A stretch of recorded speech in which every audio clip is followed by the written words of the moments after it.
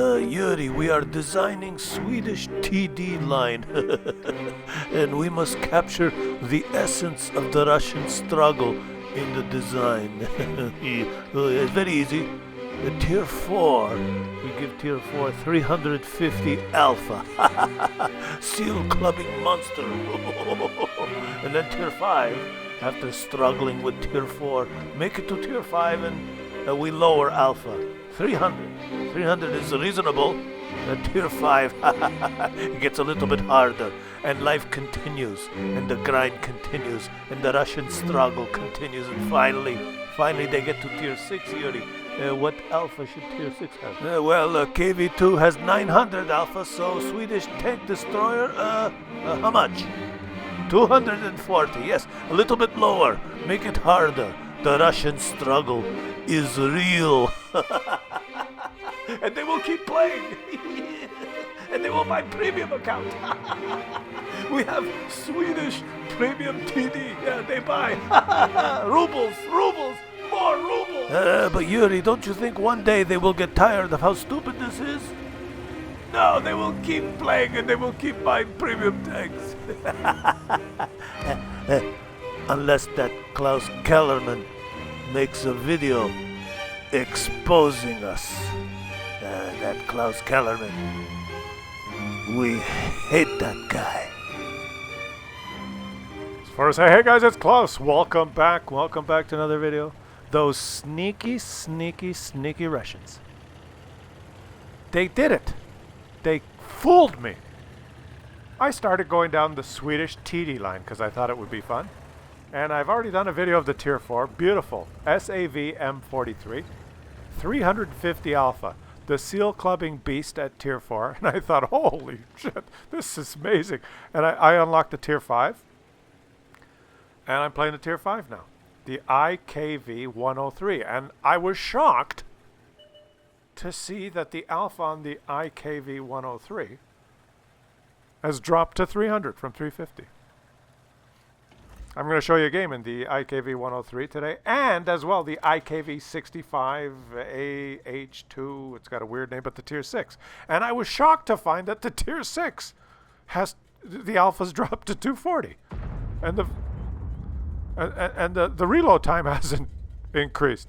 What's going to happen at Tier 7 and Tier 8? Now, is it because Sweden is a neutral country and eventually when you get to Tier 10, the alpha is 0? What's going on? I've only got to Tier 6, but they hook you. You play the first couple and you go, wow, this is good. And then you're locked in for the grind, the struggle. And it gets worse as you go up. Anyways, okay. Enough shenanigans. I know some of you are here to learn about gameplay and mechanics and how to dominate on the battlefield, all that kind of stuff. So I don't know what I'm doing here. Then maybe we should get someone that knows what's going on. Now, how do you play this thing? This IKV 103. Let's let the pompous douchebag do the commentary. Well, obviously the way to dominate on the battlefield in this particular tank destroyer is to use the strengths of the tank and simply move into a position where you can outplay the puppies and kittens, low life tomatoes that you'll be facing on a regular basis in this game. Just ignore your teammates, who obviously won't be doing anything, certainly not spotting for you or achieving anything meaningful in the game. You must rely on your own WN8 and skill in order to carry, and that's exactly what we're going to do.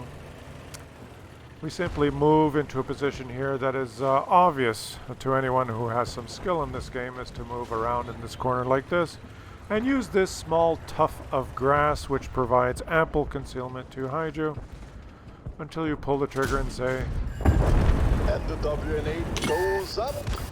And it's obvious to any Unicom that plays this game that these small shrubs and tufts of grass are ample cover which can hide tank destroyers easily, providing enough cover for you to poke, shoot, kill, and repeat while your team fumbles around, achieving nothing. they must rely on you to do these carefully aimed shots. There you go. Slight little high roll there. 325 alpha. Obviously now it's just a matter of waiting for the enemies to poke into unnecessary positions as they try to decide when it is their turn to die. I'll just take a few shots here, hoping for some RNG, which is not going to happen. But rest assured that the enemy Muppets are poised and ready to expose themselves, as they always do. There he is. Angled perfectly for the shell of mine to enter his side. Now it's critical at this moment to do a clockwise circle. Clockwise circle enables me to reappear in this particular spot and snap for the kill. Very simple, really. And it's only a matter of doing exactly what I've done in this situation. If you are a beginner or a tomato, or someone with terrible stats who has no business playing this game, please rewatch this series of shots that I've taken and do the same thing on this map if you happen to get this map in the rotation with this tank. And if the enemies do exactly the same thing that these ones did, let me just track him so I get some tracking assist, then you will achieve the same result I did. Be on top with Ace Tanker. Let's just finish him off. And of course, the fact that I've already played this game and seen this replay in no way enabled me to do the pompish douchebag commentary effectively, knowing what would happen. Thank you, and happy tanking. Let's move to tier 6 now, eh? We've played the tier 4, we've played the tier 5, and now we can play the tier 6 with 240 alpha. I'm grinding the Swedish TDs. Have you had enough of the pompish douchebag? I always love the pompish douchebag commentaries. You know, guy has good game, knows exactly what happens, watches the replay 4 times, and then comes up with a commentary explaining exactly why he played so effectively and how his decisions were the perfect decisions to be made. In no way influenced by the fact that he already knows what the outcome is. Yeah. Okay. The IKV65AH2, it looks like a cheese wedge. I don't know what this thing is. It's ridiculous. This is, I think, my second game as my teammate leaps through the air. This is World of Tanks, after all, so there's always someone leaping through the air. I didn't really know what to do with this, but I looked at the stats, and it's changed. The Tier 4, very derpy high alpha gun. Tier 5, fairly derpy sort of high alpha gun. Now, you got to put that in perspective, guys. Tier 4, 350 alpha. You can one-shot people, right? Then Tier 5, 300 alpha. That's still a lot, tier for tier. And now, you get to Tier 6 and you get this laser-accurate gun that can't hit that guy. That takes longer to reload, guys. It takes longer to reload. Look at this. It takes longer to reload. And it only has 240 alpha. And I'm fighting higher tiers. This is Russian logic. It's Russian mathematics. Your scale starts at 0 and goes to 10. Our scale starts at 6 and goes to 2. You know, I don't get it, but hey, you got to shake what your mama gave you, and I'm just playing the tanks and giving you my no bullshit opinion. I still think this thing is a little bit, it's funny and it's interesting, but I don't get it, right? I don't get it. Right, but let's just see if we can make it work. Laser accurate gun, laser. Come on, laser. And oh, I forgot to mention the aim time. Whew, 1.7 seconds. You see that? This thing is like a complete opposite. Yeah, that aim circle just shrinks so fast. 1.7 seconds. 1, 2, 3, 4, 5, 6, 7. See? 1.7. 7 being the key number. Remember, our skill go from 6 to 2. Let's take him out on the battlefield. Come on, let's do it. There we go. Gonna feel that one tomorrow. So, oh, I got spotted. Now, you cannot get in any of the tanks, these Swedish TDs so far, any of them. They have negative armor. Let's be serious now, okay? Let's, first, let's miss. Oh, Back to the garage, boy. oh, my shot hit the sand, but the game said I killed him. That was interesting. Yuri, we have decision to make. Yes, it's low alpha gun. But problem is it's American target. It's T-29. What should happen? Well, it's no, not IS, not KV. T-29. We have 7-second aim time. You know, 1, 2, 3, 4, 5, 6, 7. We say 1.7 in Russian. Shot hit. Okay. Thank you, Yuri. Bye-bye, Miss American Pie.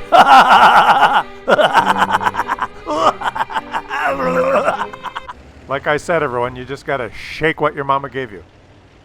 And that's what I'm doing. I'm shaking what my mama gave me. And my mama gave me an IKV-65AH2. Laser accurate. You can hit spider digging hole in sand.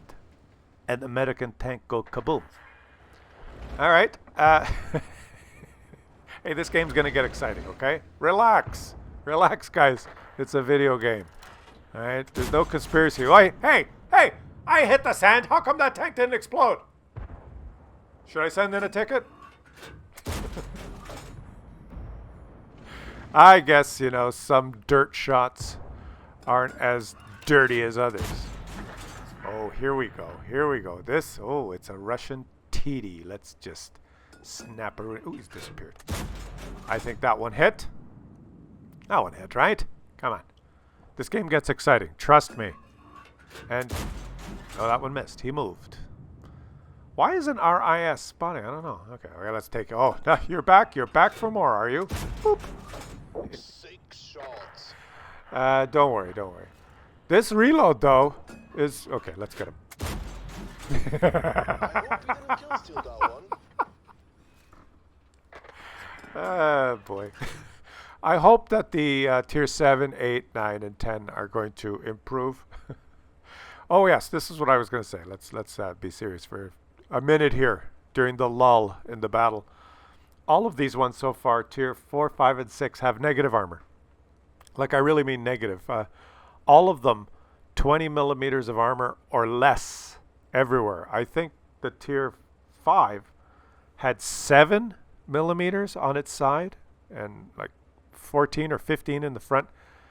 Even this one, almost no armor, which is very relevant in that artillery of your same tier, or any artillery, will pen you if they hit you. They will pen you. So full damage. No just, you know, critical hits. The shell will enter your tank and explode and do 5, 6. You're dead. One shot. Tier 1 guns. Like if the matchmaker made a mistake and put you in a tier 1 game, some tier 1 guns will overmatch you. The 3 times rule. If the gun caliber is 3 times the thickness of your armor. If you have 7 millimeters of armor on your side, then a 21 plus 1, 22 millimeter guns or greater will overmatch you. You won't bounce anything, is what I'm trying to say. So you're fragile. You're very delicate. You're a delicate Swedish flower. Right? But what do you have to counter that? Concealment. 6 shots. 6. See, I'm sitting here in the open shooting, and I think I have 12 or 13% concealment while I shoot. And that's because I've equipped this thing with the low noise muffler. So for all of them, I put the low noise muffler on, not the camo net, because I do tend to move around, and I want to move around and maintain my concealment. So low noise muffler, full concealment cruise skill, food, camo paint, and I think that gets me up to like 50% concealment stationary, and then while stationary and shooting, over 10% concealment still, while firing a gun. You add a bush, you know, you end up in a, what's that map? Camp in a bushka. You add a couple of bushes, and you're invisible. Your assistance has been requested. You're invisible. So, oh, I'm not invisible now. See? Oh, Enter an Now, okay, just back up. And even though I think I'm safe, I'm not, because I've got this big wedge, cheese wedge head. And take him out. That's good. That's good. There we go. There we go. Ooh, evasive action.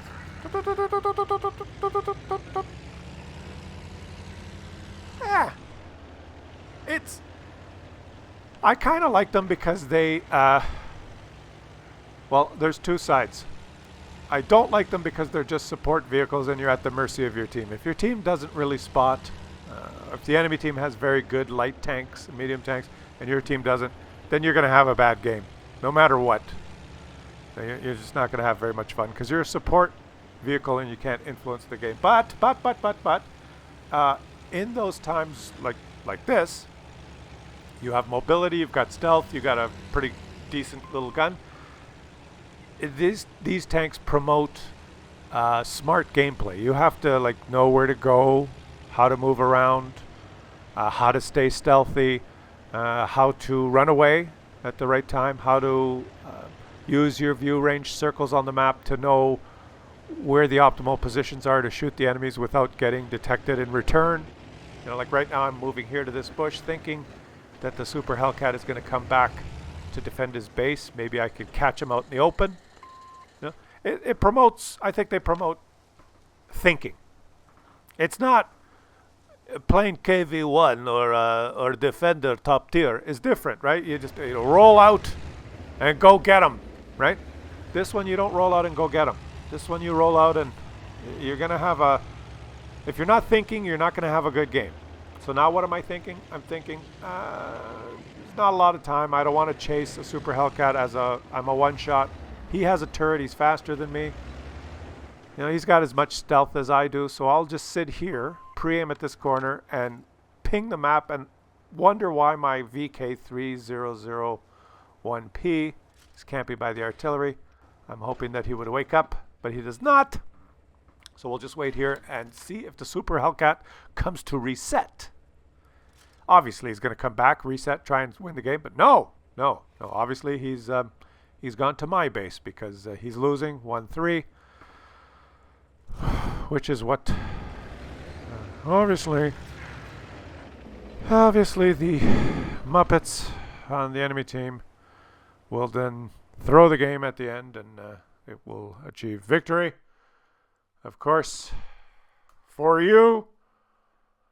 And as the pompous douchebag once said, if you do everything I did in this game and the enemies do everything that they did in that game, and it happens to you in exactly the same way, then perhaps you one day could be as great as I am.